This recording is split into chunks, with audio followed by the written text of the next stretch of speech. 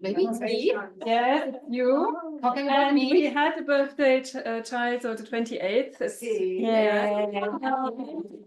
Maybe the both of you can go next to Lamas Sumati. So, Oh, happy birthday to you. Happy birthday to you. Happy birthday, dear Nadia. Happy birthday to you. And many more. No, you have to stay, you have to stay. Wait a moment. Again. We wait for the second time. Birthday to you. Happy birthday to you. Happy birthday, dear Nadia. Happy birthday to you.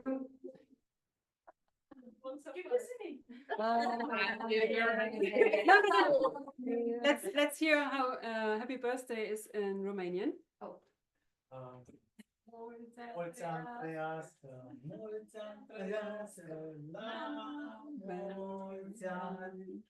Cine să trăiască, cine să trăiască, la mulți ani. Natalia să trăiască. Live long and prosper.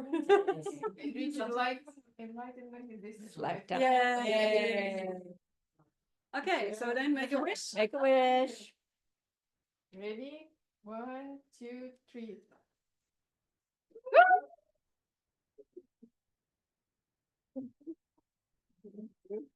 Yeah. We will share.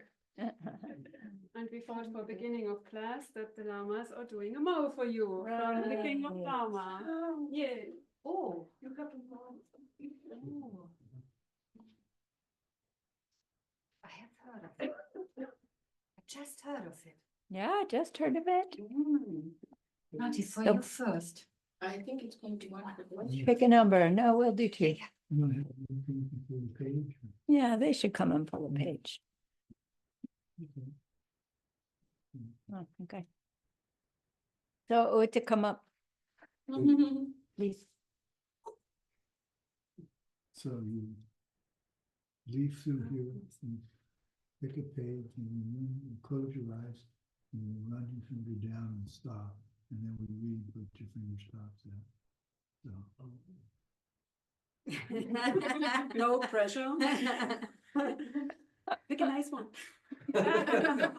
So think in your mind, right? May I have a message for my year? Nice. Okay. Unite yourself with the angel. Ooh.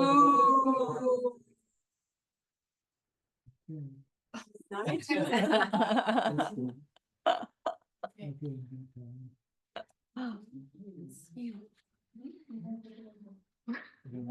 Woohoo. What's the message for my ear? Good.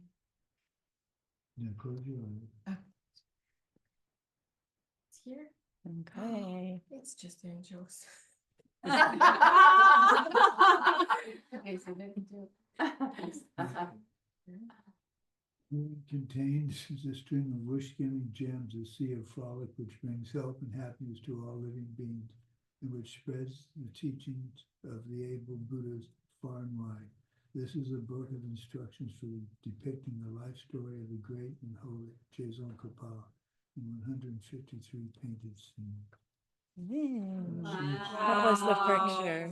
The pictures, series of angels, and then they turn into Tibetans and they turn into a monk. Oh, This must be Tsongkhapa. So, very sweet. Nice. Thank you. No pressure.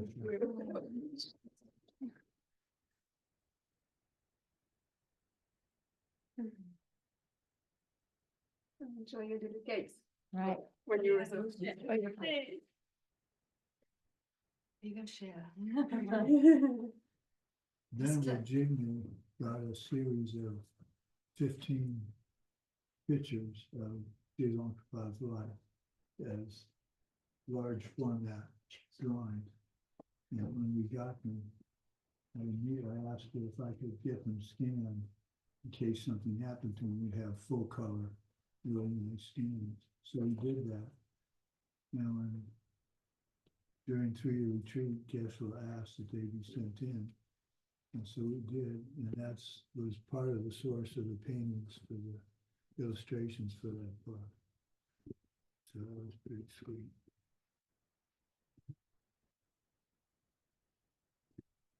All right, let's gather our minds here as we usually do. We good? Bring your attention to your breath until you hear from me again.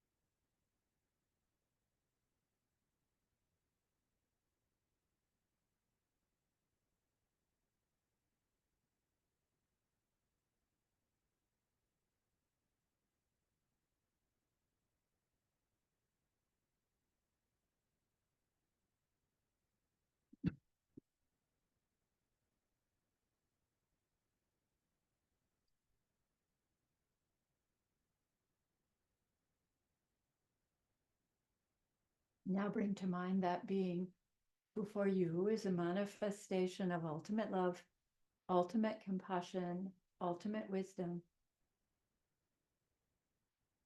And see them here with you.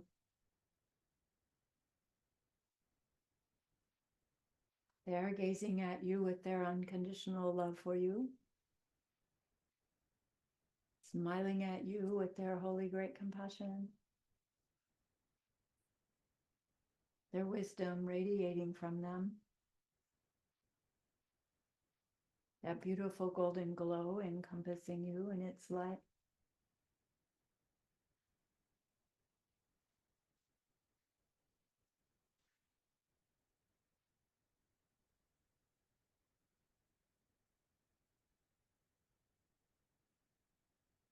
And then we hear them say, bring to mind someone you know who's hurting in some way.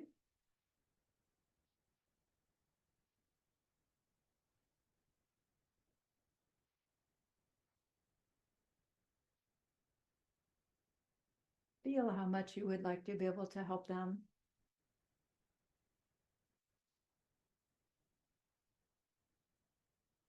Recognize how the worldly ways we try fall short.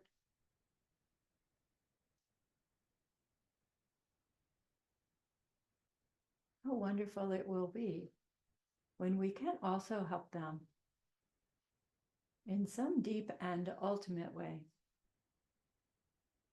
a way through which they will go on to stop their distress forever.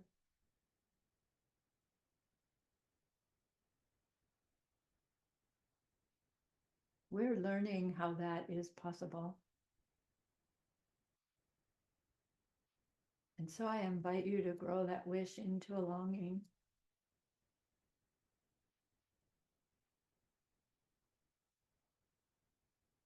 And that longing into an intention. And that intention into a determination.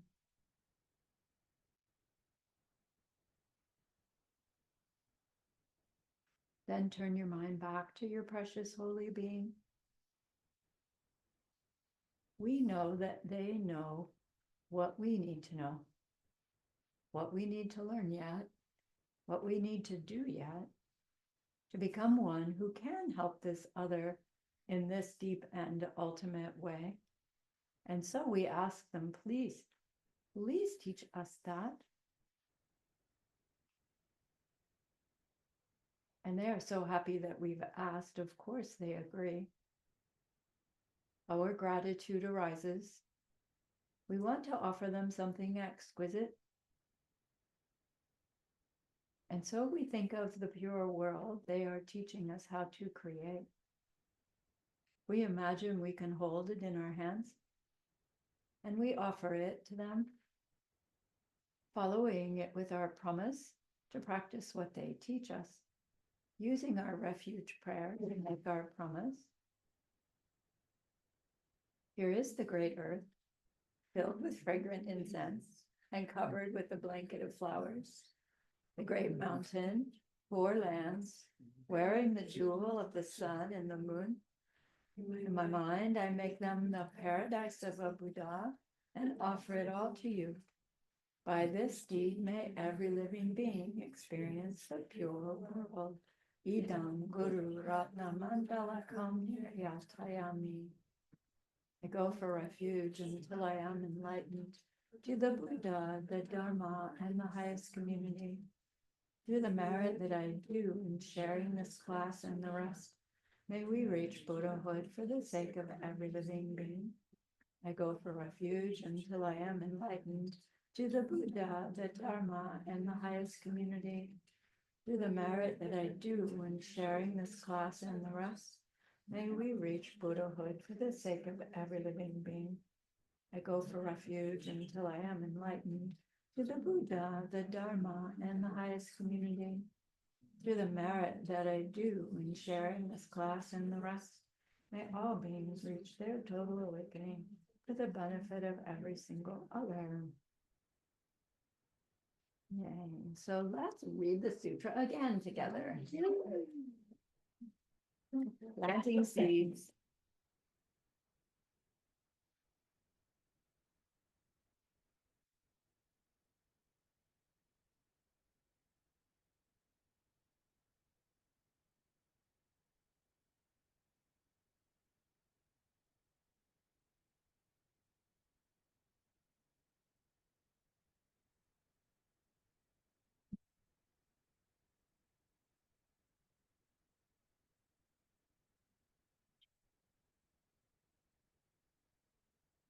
Ready?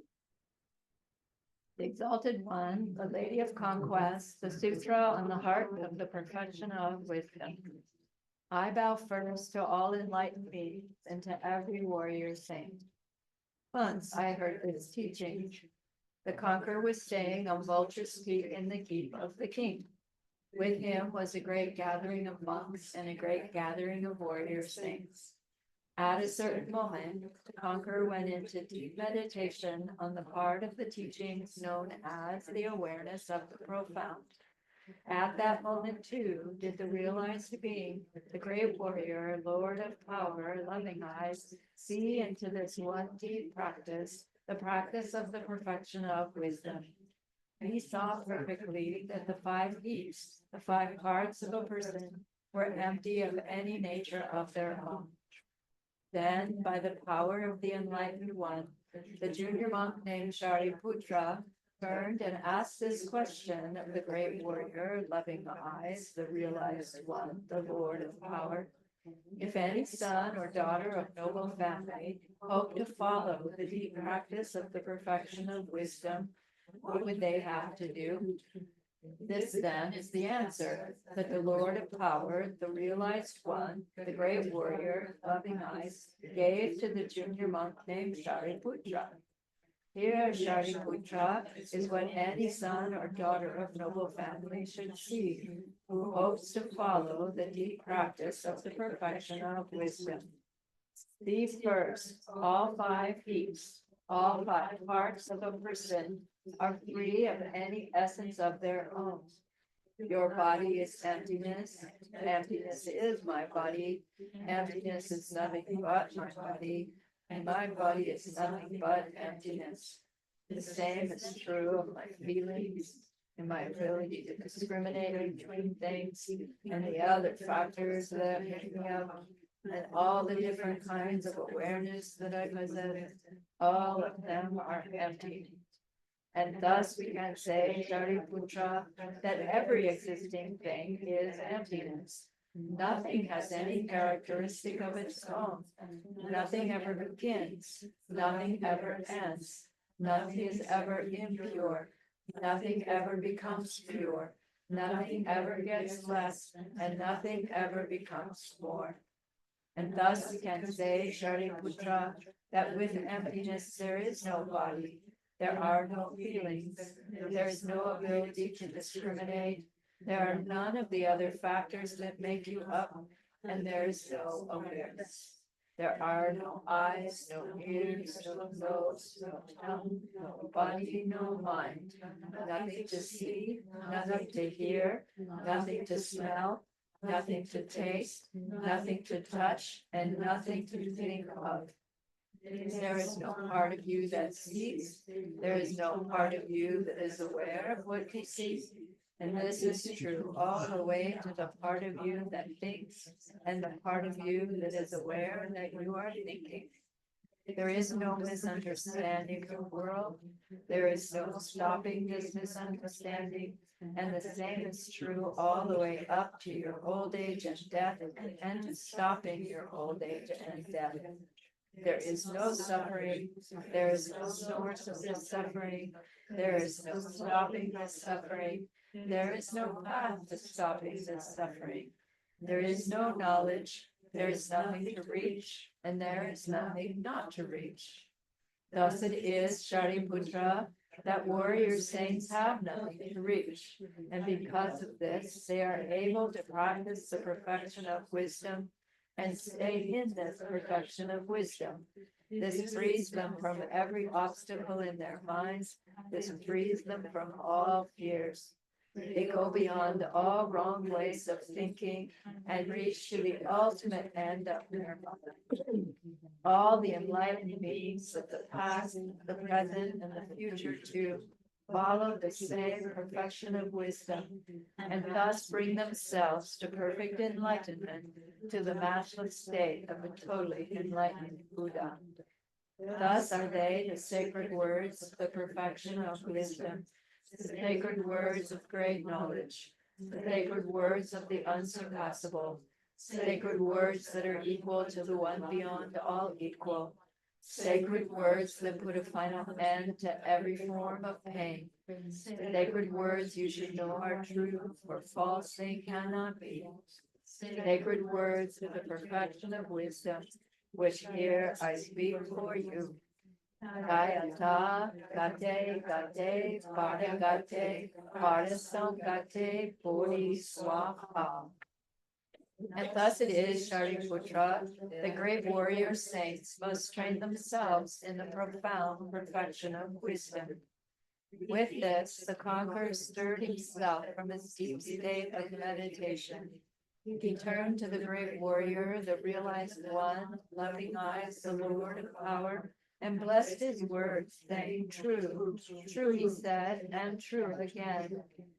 Thus it is, O son of noble family, and thus is it. One should follow the profound perfection of wisdom, just as you have taught it. Every one of those gone thus rejoice in your words as I do. And when the conqueror had spoken thus, the junior monk Shariputra took joy, and the warrior, the realized one, loving eyes, the Lord of power, took joy as well. And all the assembled disciples took joy, and so did the entire world with its gods and its men and near gods and spirits too take joy. All sang their praises of what the conqueror has spoken.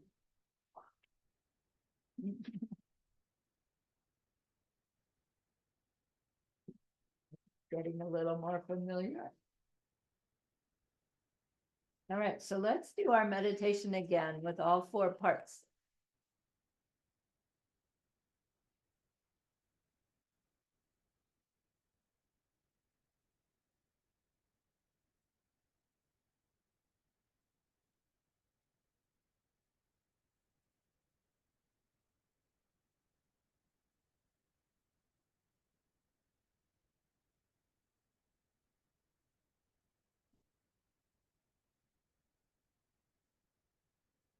Settle your body.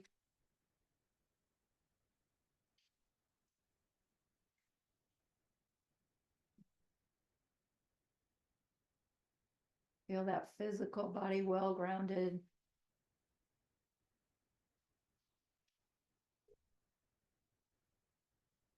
And the energy body rising. So you're nicely tethered between heaven and earth.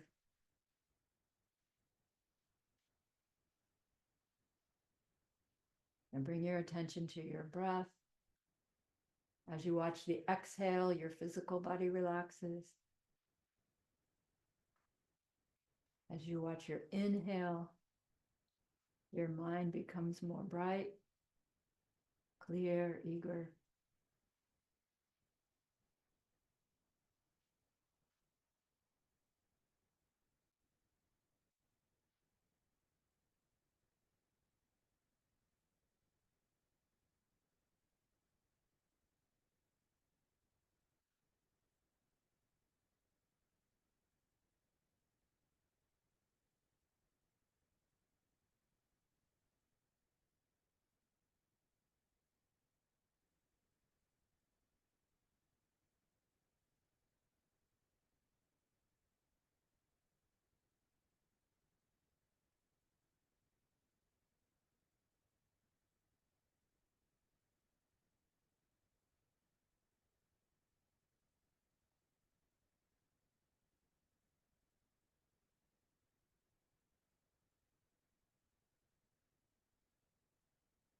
Recall your precious holy being here with you.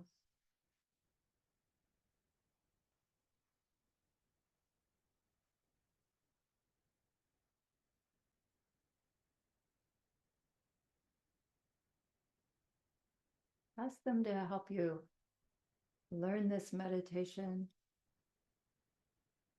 gain some insight.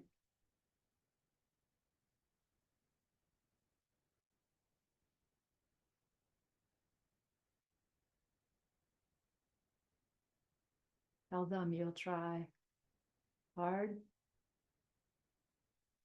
because of that other person who's suffering and doesn't have the opportunity to learn these things. So you're doing it for them.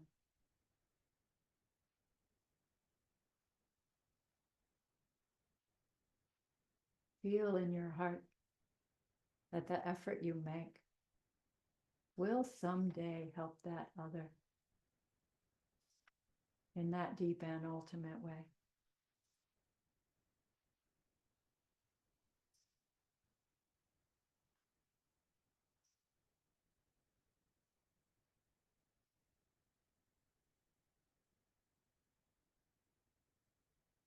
Now for this session, I ask you to focus on an object in your mind's eye in this room that's pleasant to you. And then hold in the background another object in this room that's not so pleasant to you. So if you need to open your eyes to find those things, go ahead and do so.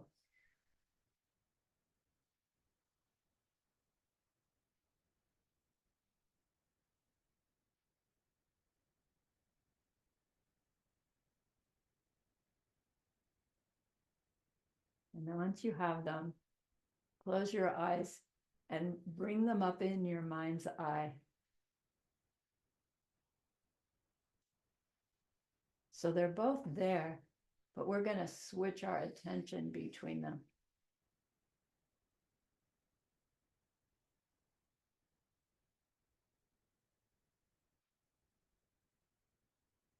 So step number one, as you recall, is to just gaze on the object that's nice, like the child. No story, no real identity. And so no real nice or not nice.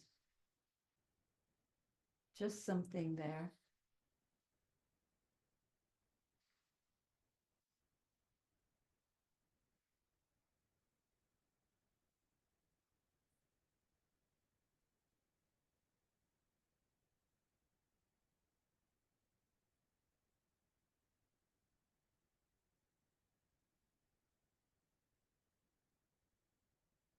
And look at the other one in the same way. Just different.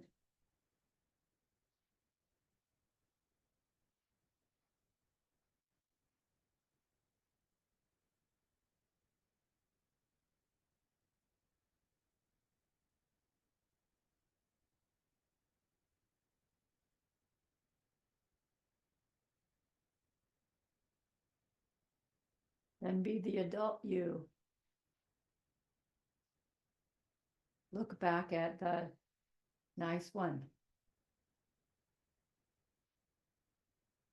And recognize, find the feeling you have about it, the belief you have about it, that the thing's identity is in it, and its niceness is in it. Talk to yourself about why that must be true.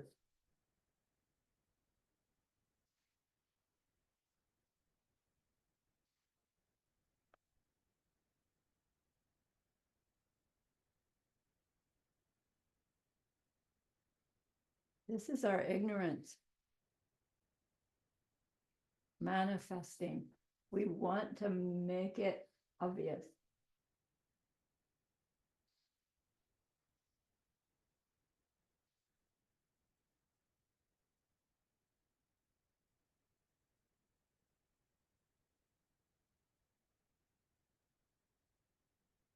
Now look at the not nice thing.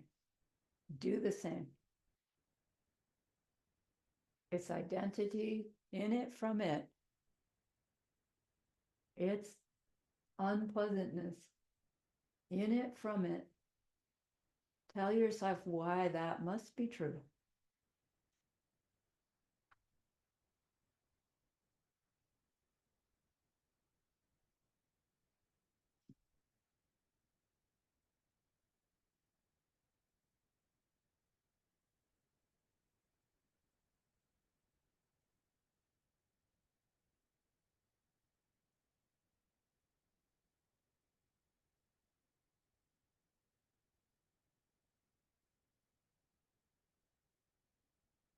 Go back to the nice one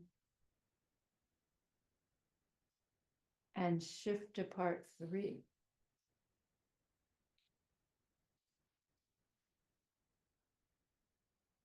Show yourself that that object and its niceness is according to your own mind. It's contradictory to step 2.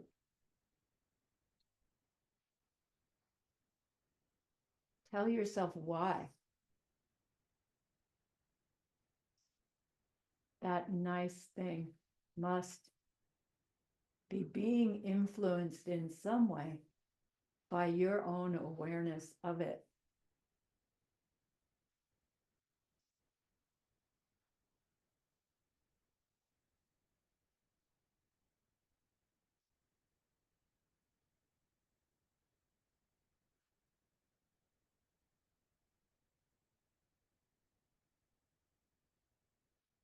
This is recognizing the object's dependent origination. The way you see it is unique to you. That you see it is unique to you.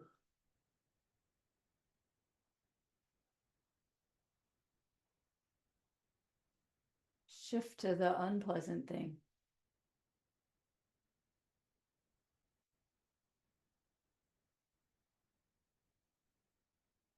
That unpleasantness is coming from your mind. The thing that is unpleasant is coming from your mind. Tell yourself why that must be true.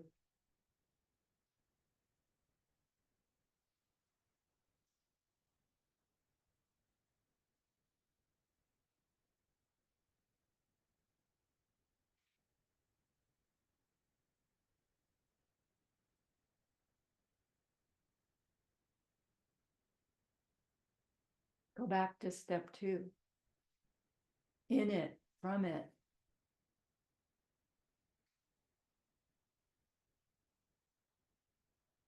It's unpleasantness in it, from it.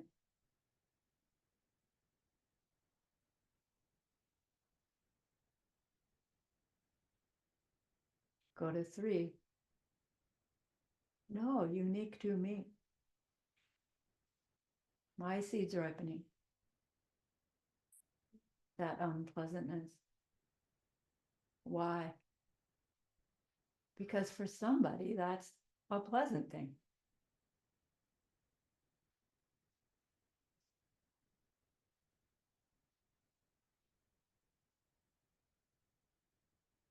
Switch back to the pleasant thing. Coming from your own mind, your own mental seeds ripening. That thing, that pleasant thing.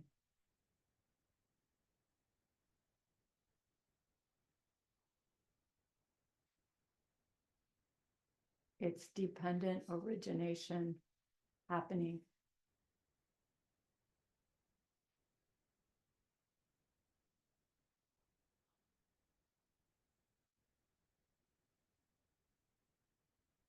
Now let's add number 4.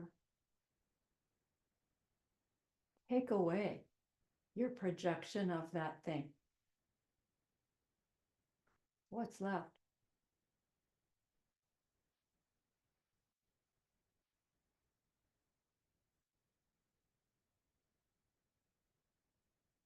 Put the projection back on. That thing, that pleasant thing. Oops, there it is.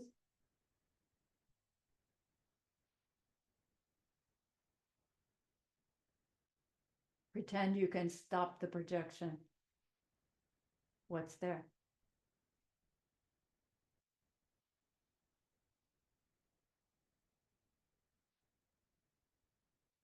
Put the projection back. That thing, that pleasant thing.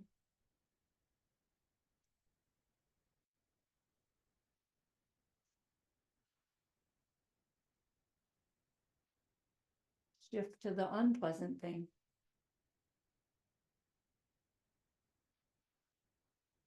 Recognizing it as your own mind, laying on the label, that thing, that unpleasant thing. Something from our mind makes me see the thing and judge it unpleasant.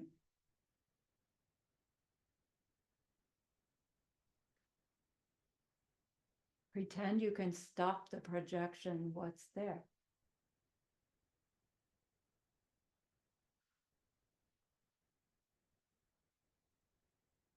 What's there if no being is perceiving it?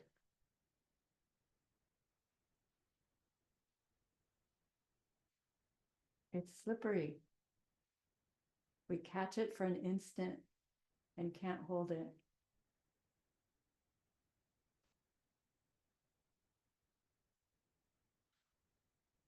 Go back to seeing the object, either one, from step 2, in it, from it. Pleasantness in it, from it.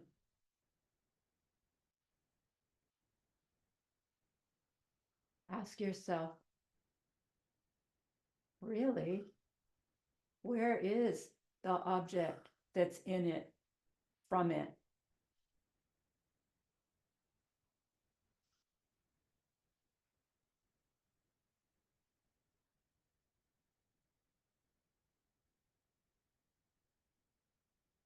Show yourself the object from you.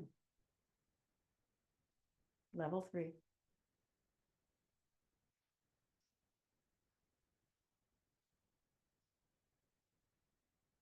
Show yourself its emptiness. Nothing but that projection.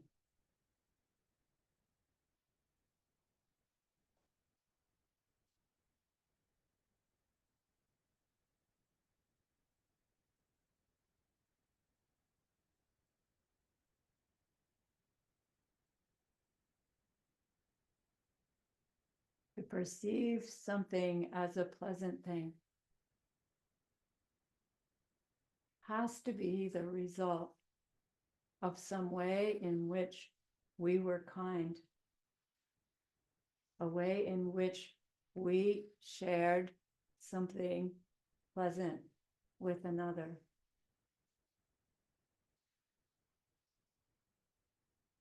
Show yourself an object that could be pleasant without that karmic cause. What's there?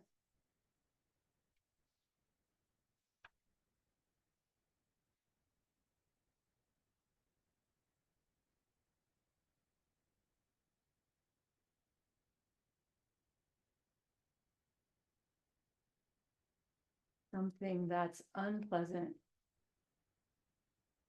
can only be unpleasant as a ripening result of some kind of selfishness.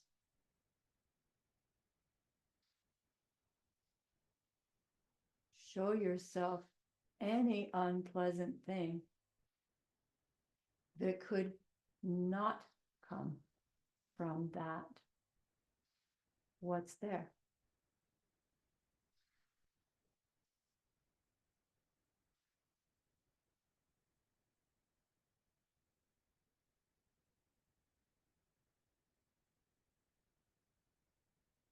Show yourself the pleasant thing coming from your kindness again.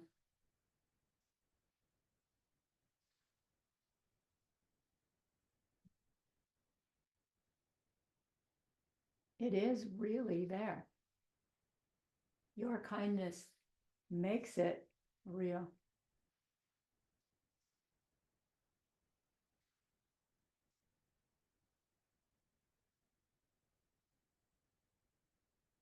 Show yourself something that's pleasant, independent of your kindness, your past kindness. Is there anything there?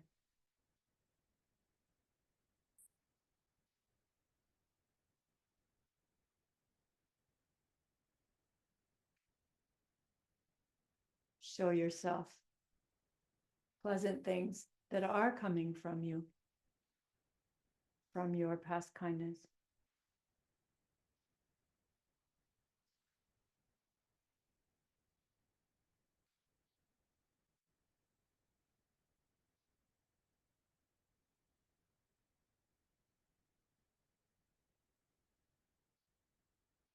Now go back to level 2. That pleasant object whose pleasantness is in it.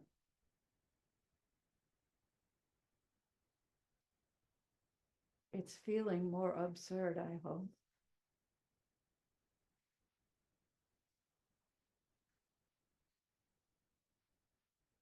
Go back to level 1. No identity at all, simply information.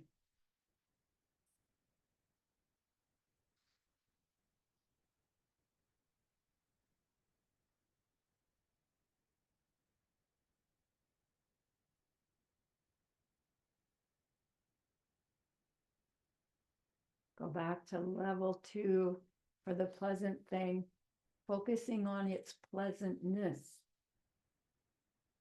more than its identity.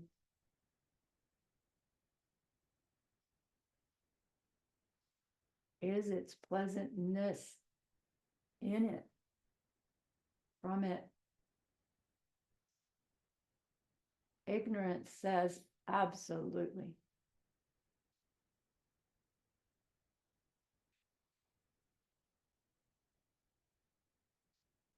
Go up to level 3.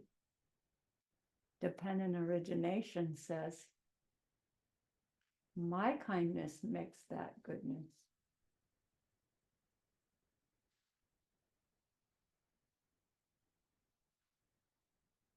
Go up to level 4. There's no pleasant thing other than the number 3 one.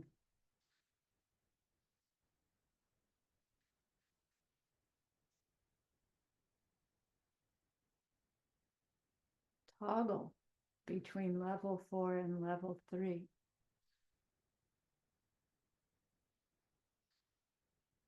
The pleasant thing coming from your seeds ripening, it must lack its self nature to be what you perceive.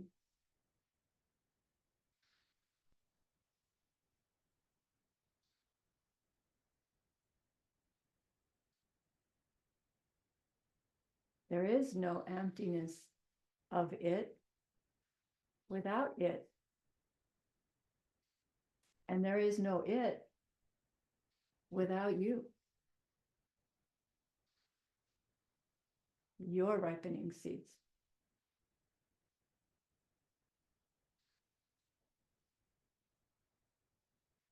So consider if the niceness of the object is not in it,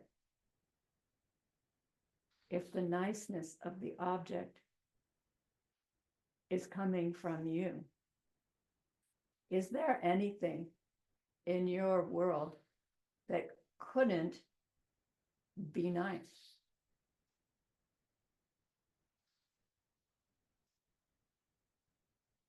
Are there things in your world that are not nice?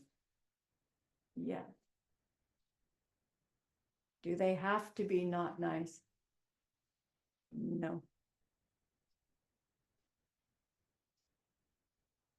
By the time they're not nice, it is too late to change them.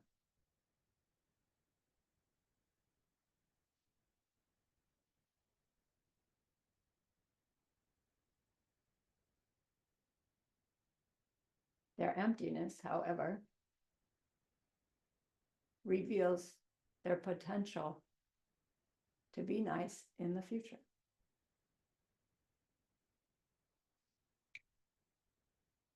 Created by our response to them.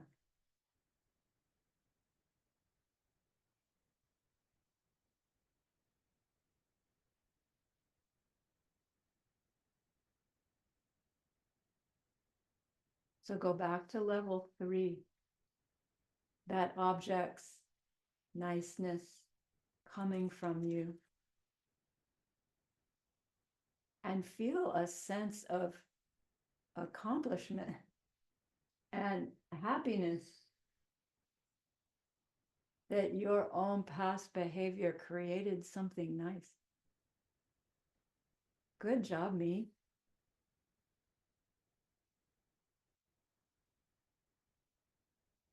And make some determination to pay attention to behavior in order to create more niceness,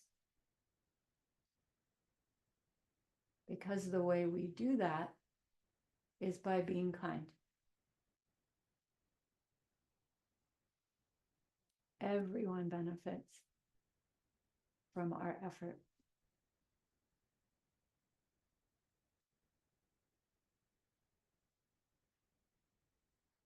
So dedicate this practice to someday helping that other stop their distress forever.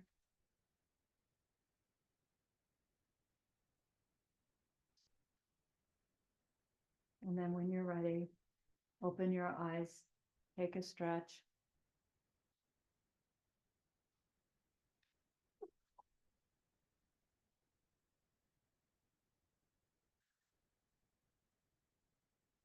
We're getting a glimpse of how creating what we call Buddha paradise is possible.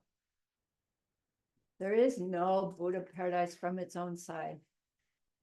There will only be your Buddha paradise that you create through your wisdom, kindness, seed planting.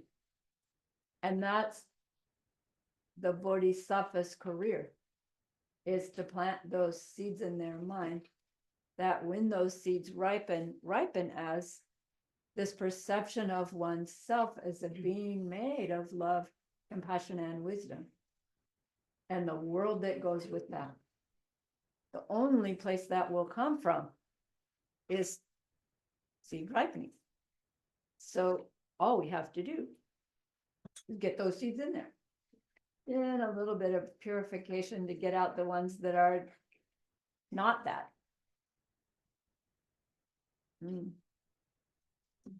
Does it make Buddha paradise unreal because it's nothing but projection? No. Does it make our world, the pleasantness and unpleasantness, unreal because it's nothing but projection? No. Projections are real. Self-existent things, things that are not our projections, they're not only not real, there's no such thing.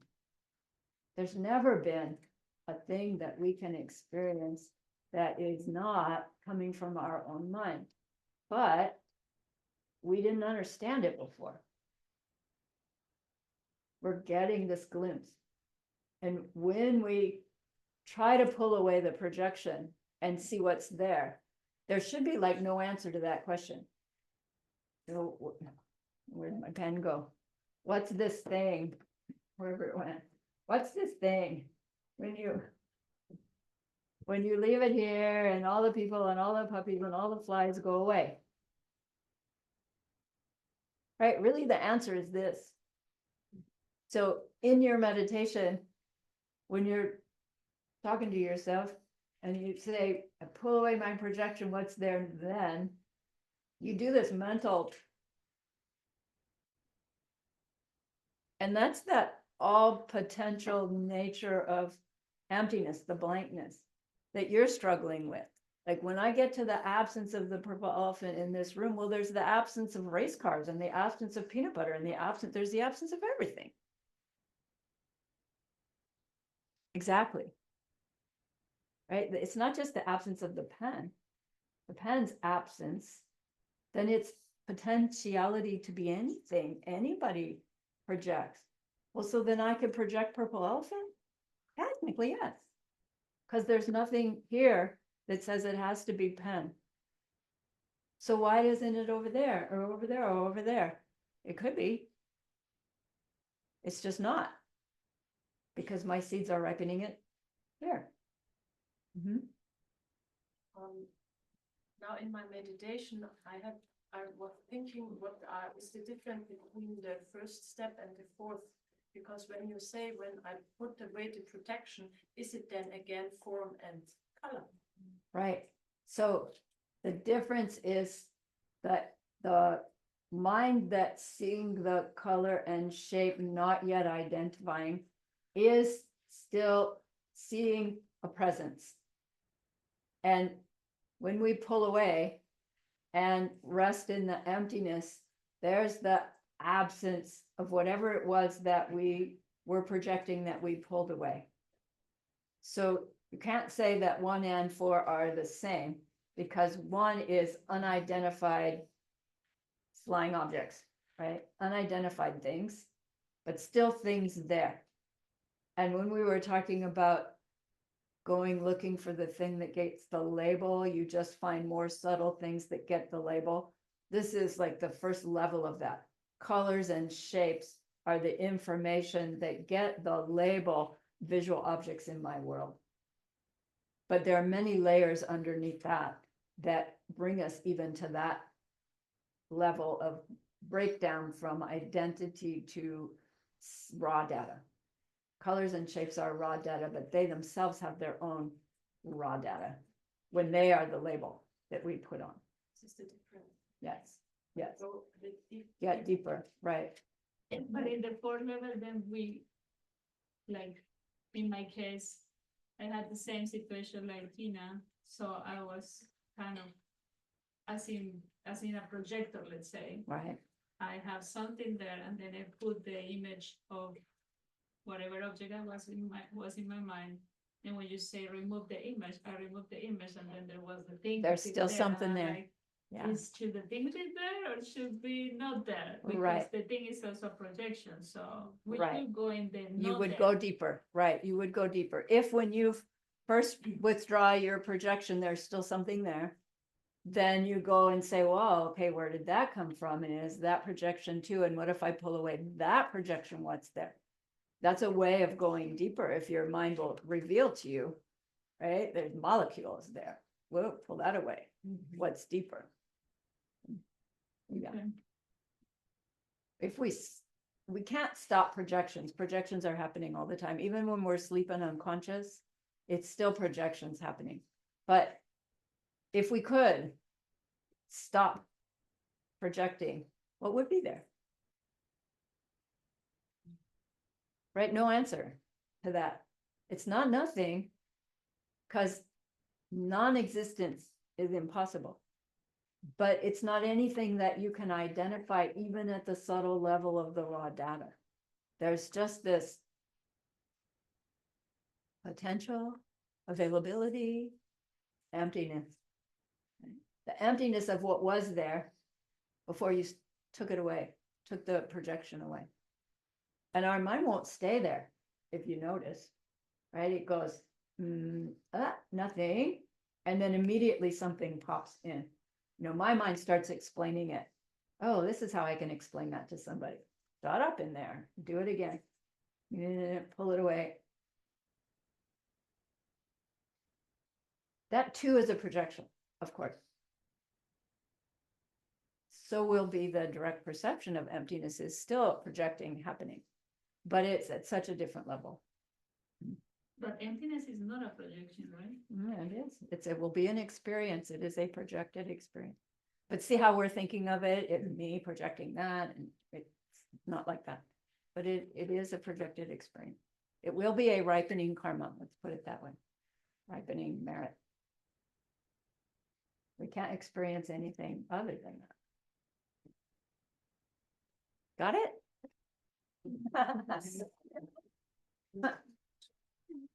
Yeah.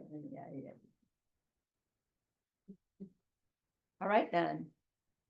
What if we think of the data as, well, this is an analogy that came to me. What if we see it as, well, I don't want to say see it, as a jigsaw puzzle, but turned upside down. So you don't know how to put the pieces together, but the pieces are there. And when your karma ripens, it's as if you turned the jigsaw puzzle pieces over and made part of the picture. Ooh, well, I'm gonna work with that. It sounds fun. Because I struggle with this idea we're projecting our karma onto what? Yeah, I get hung up on that. but we're not projecting our karma onto something. Karma is happening. Okay, the karma is happening. But when you say you're looking for colors and shapes, I struggle because the colors and shapes are seemingly out there to be observed. Right. And they're out there because my karma is making them out there. Right. And there's no colors and shapes other than that. So there are colors and shapes there. Right. Yeah. Okay. So let's go on with the sutra. And where we are in the sutra is our page 7 in the middle of the page.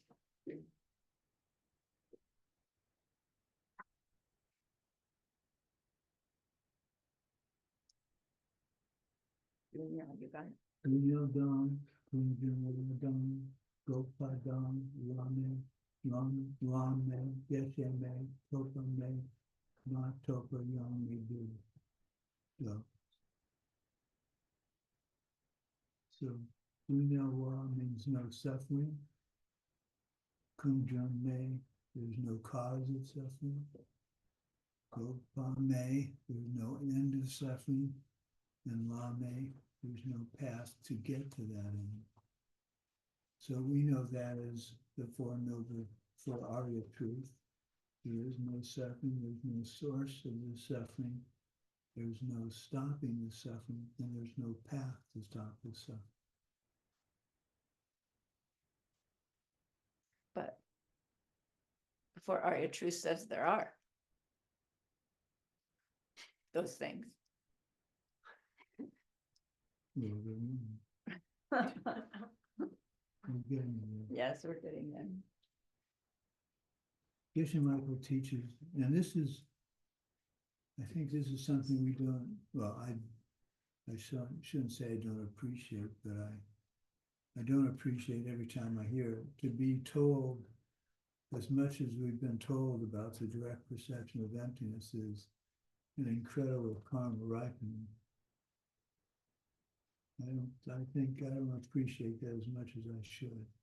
So I just share that. Okay, so what happens when you've had the direct perception? When you have the direct perception of emptiness, you see what the problem all along is your ignorance. You see clearly how many lifetimes it's going to take you and what you'll be doing to get out. You're very aware of your death. You can read other people's minds directly and you feel the suffering there. You're aware of it directly. These all occur during the hours following the direct perception of emptiness. And it's a point of no turning back. It's a very powerful place. All these events do not come from their own side. They are all projections. So here he says, so even something so profound as seeing your own enlightenment in the future, something so profound as seeing why your whole world is painful, something so profound as seeing how many lifetimes it's going to take you and where you're going to be and how life is going to be, and then the ability to directly to read other people's minds and see the suffering there. All these things are also projections. They don't exist from their own side. Lord Buddha's going through the whole essence of Buddhism and saying that's a projection also. Which has, by the way, it has to be that his theory is correct. Even his own teachings and him have to be projections.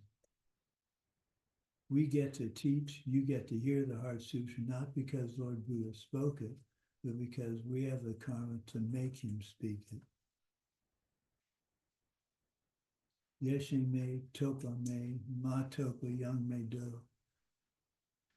There is no knowledge, there is nothing to reach, and there is nothing not to reach. Yeshe means wisdom, and the fact that you understand all these things that we're talking about. Yeshe me, there is no knowledge. Topa me, there's nothing to reach. Ma topa yang me do, there's nothing not to reach. So what is that little Katesh talking about when we say achieving things doesn't exist and not achieving things doesn't exist? Joni Lama Shedrup says there's nothing you can ever attain spiritually which is not a projection forced on you by your good karma. Therefore, you didn't attain it has two meanings. The non-attainment of things that no one ever would want to attain is one way to read it, matopa. The fact that you haven't attained these things that you want to attain yet is also a non-attaining. Both of these, either way you read it, is due to your karma, and those are also not something that exists from their own side. The fact that you attain whatever you attain spiritually, and the fact that you haven't attained what you haven't attained, or you haven't attained what you could have attained, these also don't exist from your own side. It's very tempting to think the Dharma exists from its own side, but it doesn't. So it can exist. Exactly. Why have you taken that?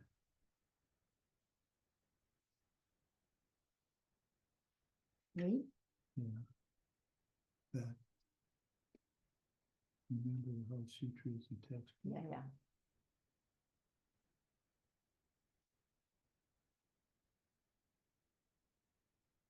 So we said at the beginning, the Heart Sutra is describing the 5 paths, but if we don't know it, we won't see it, right? And I know it, and I still have trouble finding it. And the entry where there are all the monks and bodhisattvas are there, it implies that that group that has gathered already has their renunciation in place, which implies that us gathered to study the sutra also already have a certain amount of renunciation in place, or we wouldn't be here. We wouldn't have gone to the trouble. And then it started into, I'm blanking out now, setting up the situation, and Buddha and Avalokiteshvara go into this deep meditation, Buddha on the empty nature of various Dharma things, and Avalokiteshvara on the no self-natured nature of the 5 heaps. And then Shariputra is compelled to ask Lord Buddha, you know, what are we to do? You know, how does a bodhisattva man or woman practice the perfection of wisdom? And Avalokiteshvara, you know, like opens his eye and says, well, you recognize that your 5 heaps have no nature of its own. And then we've gone from there. So that there was a pretty long section actually that's about our path of preparation, where we've already started to investigate broken life, and there must be an answer, and we've met the pen thing, and now we're on our path of preparation where we're learning what does it mean to be dependent origination and emptiness. And then we reach the part of the sutra where there's no this and there's no that, meaning while we're in the direct perception of emptiness, we are not perceiving any of that stuff. We are experiencing directly the ultimate nature of all existing things, in particular our own being, which is a clue to your own being. And then we've learned that coming out of that experience, we have these realizations that come to us that Sumati just explained, the realization of everything is suffering, or the causes of more, that all that suffering has causes. If you stop the causes, you stop the suffering, and this is how to do it. But then the sutra just said, well, really those may, right? Those aren't. But it doesn't mean there's no such thing as those Arya truths. It means that those Arya truths aren't something in and of themselves. They are ripening results of past goodness, some way in which we helped others understand their world and their experience better. That we have this ripening of an explanation of what just happened between seeing the seeds ripen, going into meditation, seeing emptiness directly, and coming out. So we've learned that when we come out of that experience, we are now on the path of habituation, meaning we are habituating ourselves to live according to what we now know is true. Nothing has any nature of its own. Everything's nature that it has is a result of my own behavior. So I want to make future experiences where everything is pleasant for everybody. And how do I do that? And how long is it going to take? Right? And what's the clue? And how can I make it faster? So all of that is our path of habituation. And they say it'll take, 1 to 17 lifetimes to complete that path, depending on a lot of things. But 7 typically. And it's like once we see emptiness directly, we're on this conveyor belt to the end of suffering. And you can't really ever get off the conveyor belt, but you can stand there, or you can walk, or you can run. But either way, the effort is to apply ourselves to what we now know is true. And then for a bodhisattva, we might ask, well, what do I apply myself to? Do I need to reinvent the wheel? And of course, Buddhist teachings is no, there are these 6 different behaviors that we can focus upon that will help us walk and then run along that conveyor belt. And those 6 are called the 6 perfections, the 6 bodhisattva perfections, which when we are doing them before we have the wisdom from the direct perception of emptiness, we're doing them as a bodhisattva wannabe and creating the goodness that will help us ripen the seeds for seeing emptiness directly, which then allows us to actually do our perfections as perfectionizers that will get us to our Buddhahood, which is when we finally actually do our perfections perfectly. So it's like a beautiful spiral.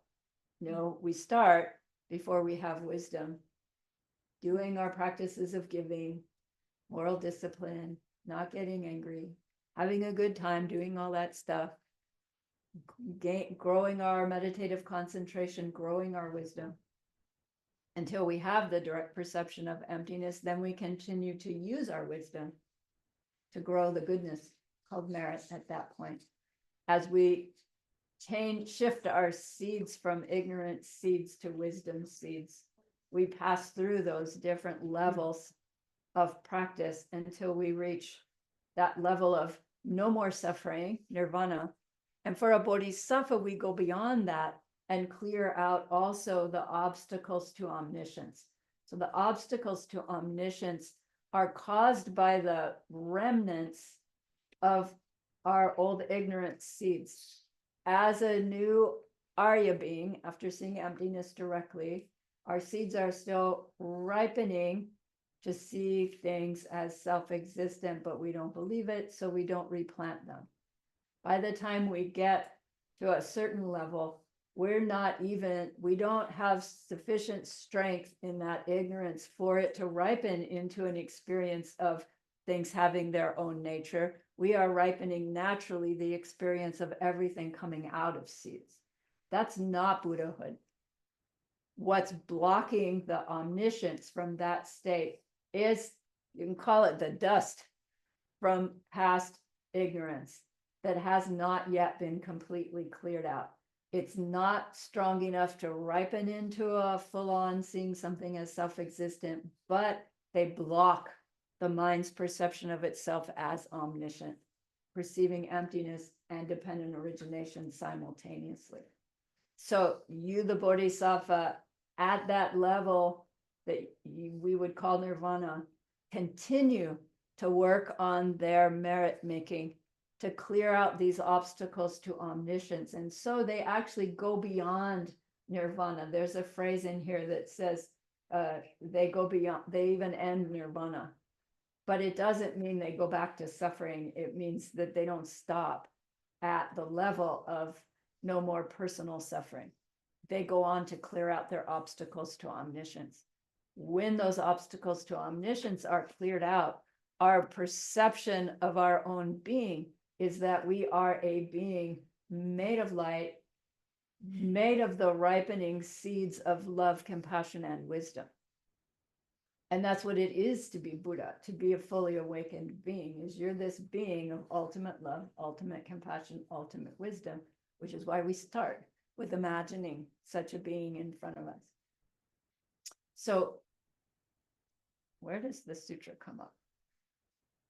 But in the sutra, on page 7 at the bottom, the Tibetan says, Sharipu, de tawana changchub sempa nam topa mebe chir, jerb ki paro tu chimpa, la tene nete semla dripa mepe jikpa mede. Chinchi lokle shintu dene nyangen, nirvana, nyangen le depe tarchen to. So this is saying, de tawana means since this is the case. So since everything we've said before of the sutra, Changchub Sempa Nam Topa Mebe Echer says bodhisattvas don't have anything to attain. But it's like, wait, does that mean they don't have to do anything? No, it means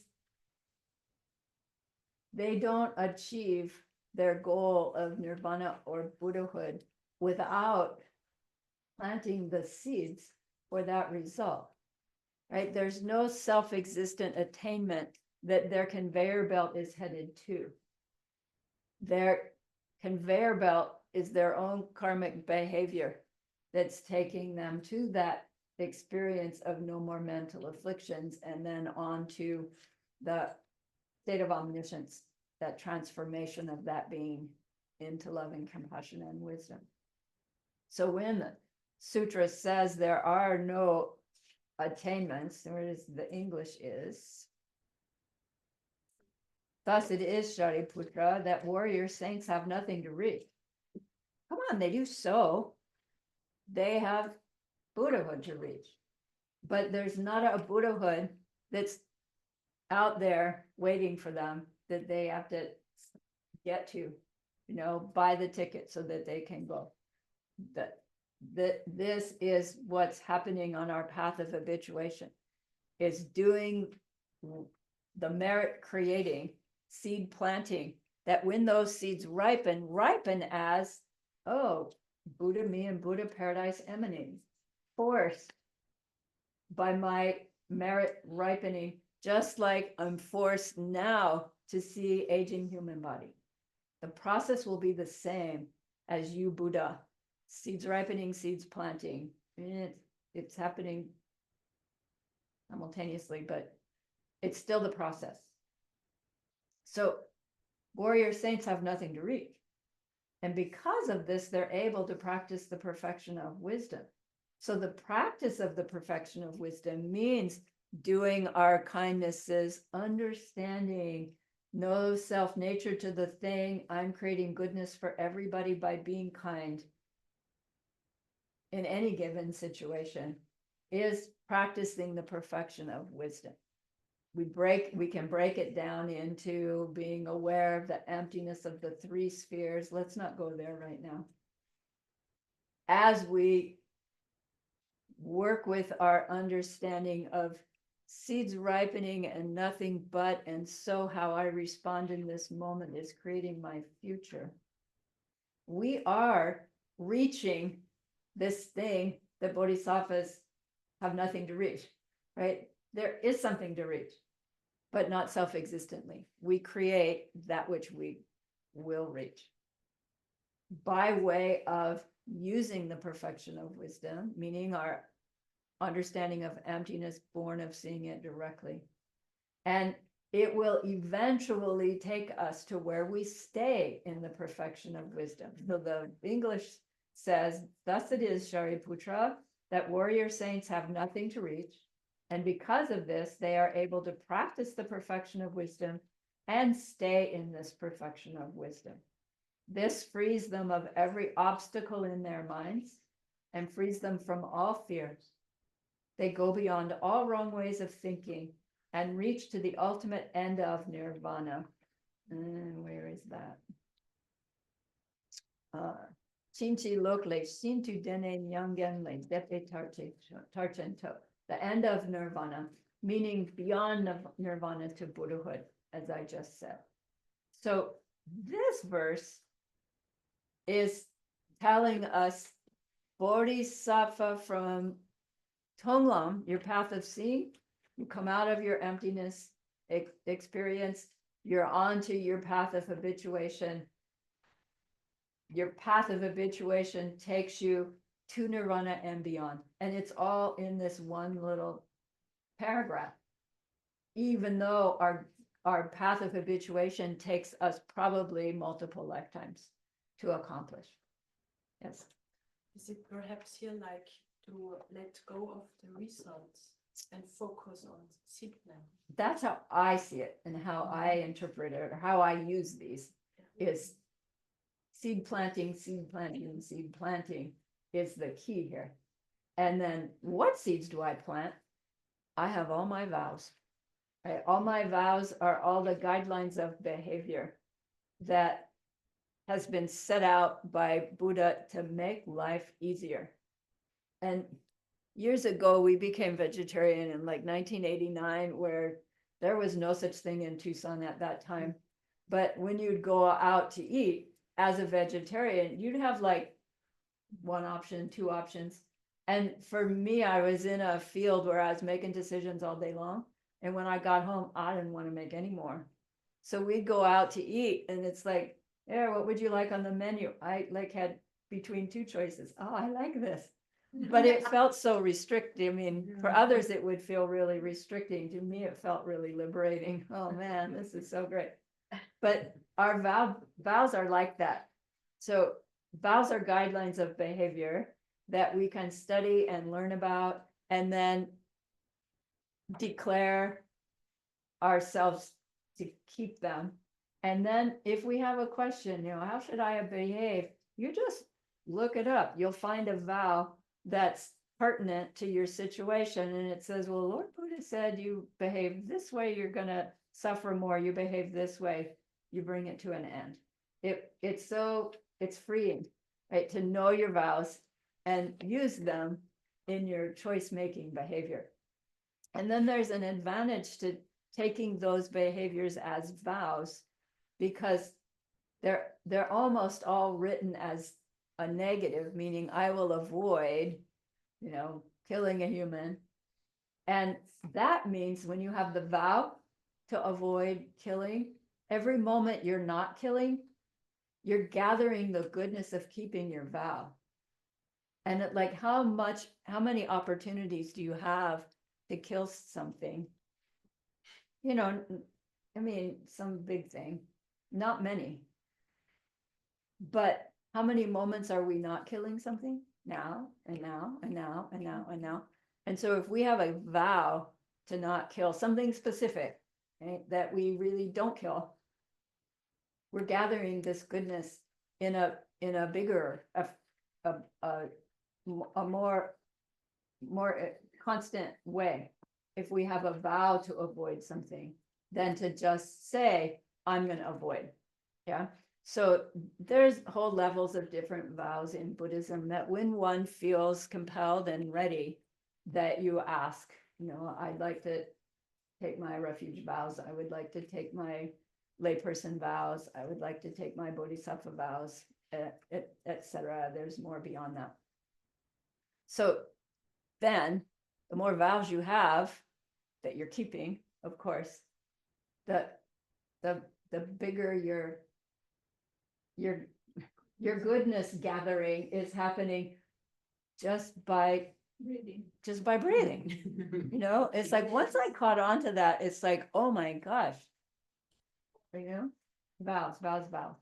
So that's our path of habituation, is gaining some guidelines in behavior laid out to help us stop perpetuating our suffering that we don't even realize is perpetuating suffering, and move ourselves along this, called the Bodhisattva Bhumis, towards this ultimate end of nirvana. We reach nirvana, you don't stay there. You go on to Buddhahood. Are Buddhas free of suffering? Absolutely. You just don't say they're still in nirvana, right? Because they've created Buddha paradise. Sorry, Lama, the part of there is no misunderstanding of your word, there is no stopping this and misunderstanding. Is this part of the path of habituation also? It's the bridge between when you're in direct perception of emptiness, you don't have any of that. And when you're in your path of habituation, you're using that knowledge to guide your behavior. So it's the bridge between.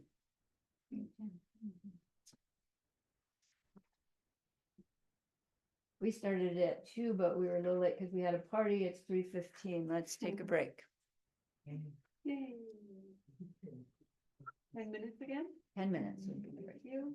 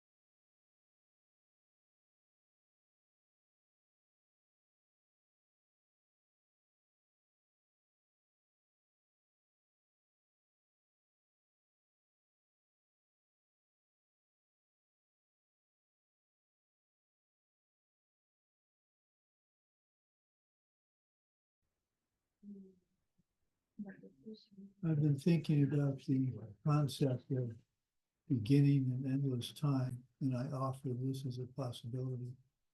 If you've seen the movie Inception, there's a point where those mirrors appear, and there's the what I call the infinite reflection, but it always curves off. If you get the mirrors absolutely parallel, which may not be physically possible in our world, but if you got them absolutely parallel and you stood there, you would see what appears to be one reflection when it's an infinite number of them stacked on top of one. So you get the infinite, the beginningless and endless reflection. And you can use that as an analogy for beginning and endless time. So that to me seems like a reasonable simile to the concept of beginning and endless time. So I just share that. I need to watch that movie again. Okay, so we're now, what page are we on? Bottom of 7, we're finishing up that phrase. Chinchi lo shintu le shintu dene ya Youngins. dingan wodepe touching to chuk chilo le shintu dene means they transcended the arse backwards. It means you thought you were going, Chinchilo means you thought you were going north and it turns out to be south. It means to go diametrically the wrong way. And Dene means they've transcended that mistake. So Shawnee Lama says there are 4 big ass backwards ways of doing things. And doing things backwards means things that are, he says things that are filthy we take to be clean. I think I'm more comfortable with things we take to be pleasure turn out to be not pleasure. So it's things like you're attracted to in this life, like this kind of body. It's built to self-destruct. It's built to get old. We don't think that, but that's what happens. In Tibetan medicine, health is considered to be an accident. That's interesting because I think in Western medicine, health is considered to be the norm. Would that be a fair statement or no? I mean, that's the ideal. Health is the condition of the 4 elements being in balance, which is considered abnormal. And it goes on to say the human body is not a wonderful thing. It's not a glorious, wonderful human body. It's a time bomb that's going to kill you. We take it to be something pretty or attractive or something like that.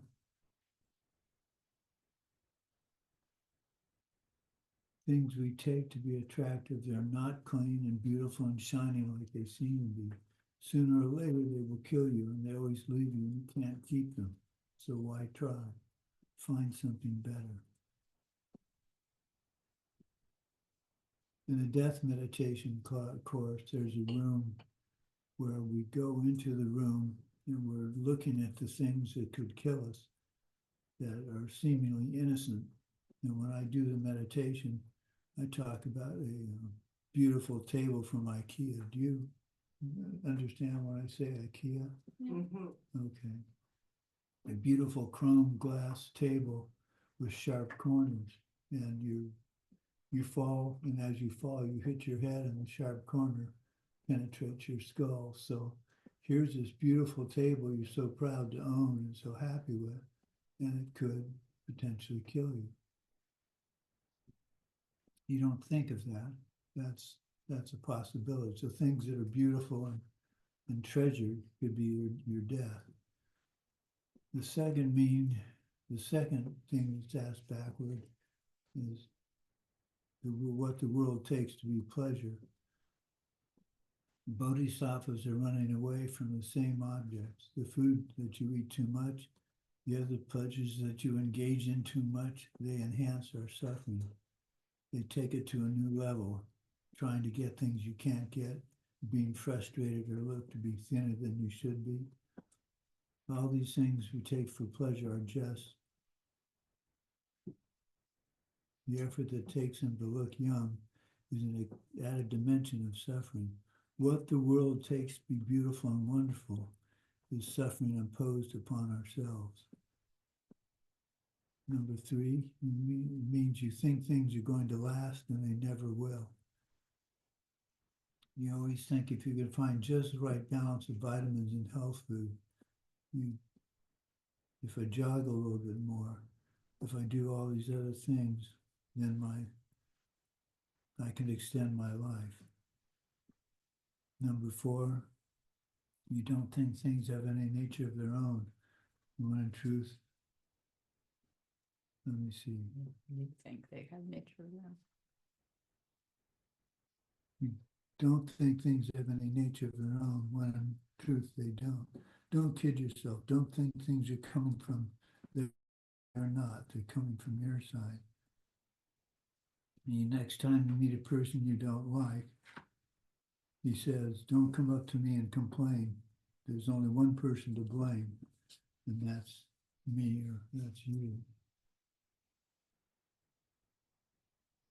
Dalai Lama says when the Buddha says, Chinchi lo shinto dena, they have gone beyond the 4 asked backwards. What he's really talking about is number 4. Those bodhisattvas have transcended the habit of believing that bad things that happen to them are coming from somebody else.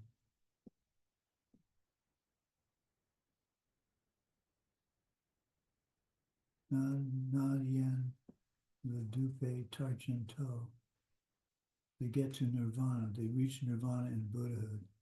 Choni Lama asks, why do they call nirvana?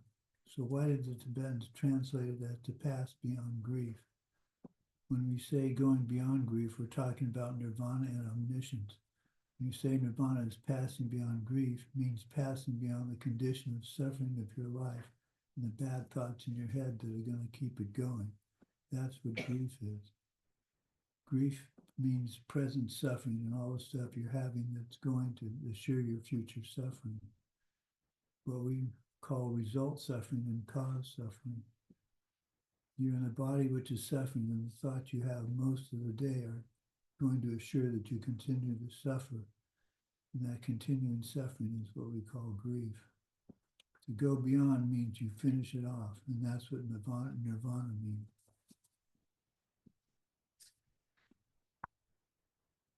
We're going to skip the meditation. Yeah, we'll come back to it.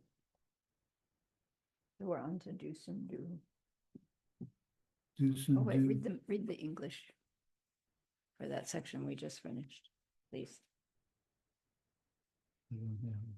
Oh, I'll do it. So what we just finished is this section. It's the progression of Gomlam to Milomlam that says, thus it is, Shariputra, that warrior saints have nothing to reach. And because of this, they are able to practice the perfection of wisdom and stay in this perfection of wisdom. This frees them of every obstacle in their minds. This frees them from all fear. They go beyond all wrong ways of thinking and reach to the ultimate end of nirvana, meaning Buddhahood. And so we just covered all of that. This is from Path of Sin to, No, the path of habituation to reaching path of no more learning. Okay. Going beyond all wrong ways of thinking means now you're perceiving everything as seeds are ripening, and reaching the ultimate end of nirvana means you're ripening yourself as omniscience. So reaching Buddhahood, all in this one little paragraph. Then he says, Dusam Nampar Shupe Sangye Tamshe Kyam Sherad.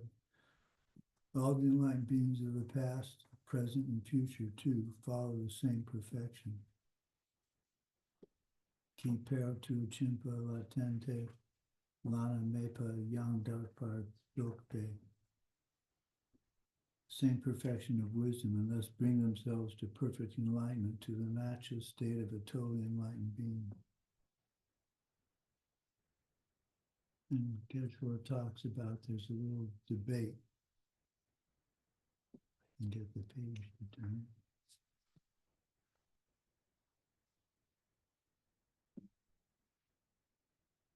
Dusam Dinam Par Shup Pe Sangye Ki means the Buddhas are residing in the three times. If you think about it, it's kind of weird to say the Buddhas residing in the three times. Practice this understanding of emptiness, and that got them to total enlightenment. How can we be talking about Buddhas of the three times using the perfection of wisdom and perceiving emptiness when a third of them haven't happened yet, and a third of them have happened already? It seems that we're talking about the ones around now. Choni Lama jumps in and agrees. You can't say the Buddhas in the future have already practiced the perfection of wisdom. It's going to be hard to translate this part. Those who haven't occurred yet, meaning us or meaning me for sure, I don't know about you. You can't say that we practice the perfection of wisdom, then we therefore attained enlightenment. So he says when we say the Buddhas of all three times, means relative to their own time. Like I'm going to get enlightened in 7 lifetimes from now, then in 7 lifetimes from now, I'll be a Buddha. Then I'll be a Buddha who practiced the perfection of wisdom and attain Buddha. So he says you have to make that distinction. You don't have to be confused. And if you're still confused, it's okay. We're good. Now Choni Lama goes into a beautiful description of the perfection of wisdom. The definition of the perfection of wisdom is the perfection of emptiness under the influence of wanting to get to perfect bliss yourself so you can help other people. That's the perfection of wisdom, and that's all it means. Trying to understand and perceive emptiness under the influence, the constant influence of the state of mind that wants to reach bliss so it can really help other people. So he's wrapping up the 5 paths. He's reached the end of the 5 paths. And he says, this is how you do it. If you want to know how to do it, that's how. The meditation exercise we've been doing of realizing who's calling the shots in your reality, Mr. Karma is. When something good happens to you, you should be thinking, thanks a lot, Mr. Karma. Every detail of the room, every detail of your mind, whether you're in a good mood or a bad mood, whether you have your credit card balance is taken care of or not, everything is shots that are all called by Mr. Karma. Everything can change and become perfect because things are empty. And understanding this is the perfection of wisdom.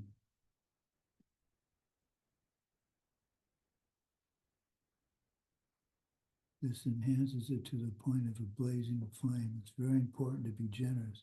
And if, while you're doing it, you can keep your mind focused on the emptiness of yourself, the emptiness of the person you're giving it to, and the emptiness of the activity, it's even more powerful.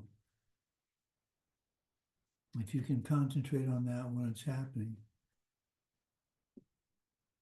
you're not only helping other beings directly, but you're making yourself a Buddha at the same time, because you're focusing on the fact that by giving money away, you'll reach Buddha paradise, and then you'll really be able to help people.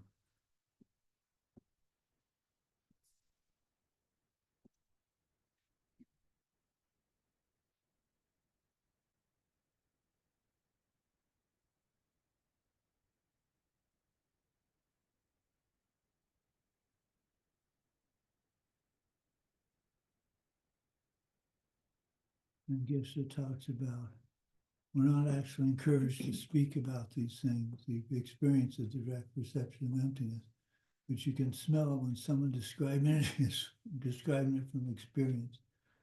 And they don't really have to say these things. So if you're purifying your world and it's happening to you already, then you try to help other people. They can smell it, and they know that's really what's happening. And then they get encouraged and try it themselves.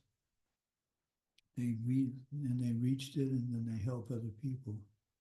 So this whole chain of people who are reaching Buddha paradise and are helping other people do it, And if you do your generosity with that state of mind, it will start to spread. And so they say really the first 5 perfections, starting with generosity, the whole concept changes when you're doing it with an understanding this is going to change your reality. This is what makes my world a Buddha paradise. And then this is going to help me help people get, help people in an ultimate way. And that's what he means when he wraps up that line. He's reached the end of the 5 paths, and he's saying that's how you get enlightened with the perfection of wisdom.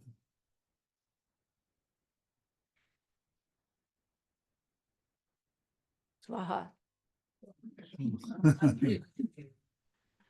So we have 10 minutes. It's not enough for the section that I have coming up. So let's stop here. We'll pick up at beginning of next class. And let's do question answer. Did you want to do, when are we going to do the thing with the objects?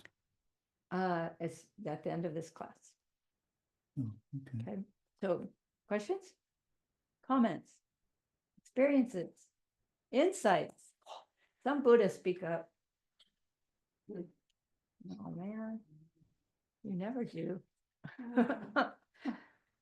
No questions from online? Everything is so clear. It's so fuzzy, we can't even get the questions. I know, that's where I was.